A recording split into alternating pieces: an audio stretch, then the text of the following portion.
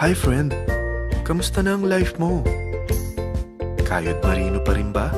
Wala nang time sa pamilya dahil sa kaka-overtime? Mahaba na ba ang listahan ng utang mo? Friend, bakit hindi mo subukan mag-business? Yung maliit lang ang kapital, yung ang product ay ginagamit ng lahat, at yung legal, yung hindi ka mapapaya sa kaibigan mo. Curious ka na, no? Ito na ang maaaring sagot sa problema mo. Presenting My Life Pro, isang bagong programa ng V-Mobile Technologies Incorporated sa Team Mavericks. No selling, no recruiting, at no forcing. Gagamitin mo lang ang cellphone at SIM mo. Pwede ka nang kumita ng hindi lang barya-barya. Kung hindi bundle-bundle pa. Hindi ba, ang cellphone load ngayon ay basic necessity na.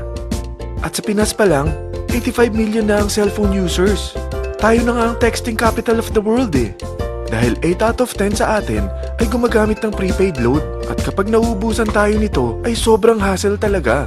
Paggabi na at sarado ng tindahan, nasa biyahe tayo, nasa loob ng opisina, umuulan at bumabaha. Talagang hassle. Hindi ba simula nang binili mo ang cellphone mo, ay puro gastos na lang ang binigay nito sa'yo?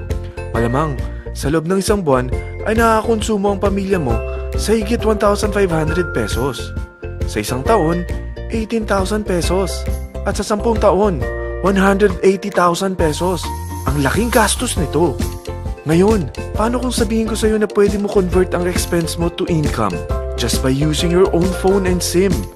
Load yourself and your family and you will earn by teaching others to load themselves too. Yan lang ang ginawa ng mga naging millionaires sa V-Mobile. Ang dali lang kumita, di ba? Ang V-Mobile ay na-establish noong April 29, 2008. Ito ay legal na nag-ooperate sa 11th, 19th at 20th floor ng Galleria Corporate Center sa EDSA Corner Ortigas. At mayroon din itong 90 plus nationwide distributor mula Luzon, Visayas at Mindanao. Ito ay inaalaga ng Penta Capital Management Corporation na nakatulong na rin pinansyal sa napakaraming mga sikat na kumpanya. Ang V-Mobile ay may strong relationship sa mga telco companies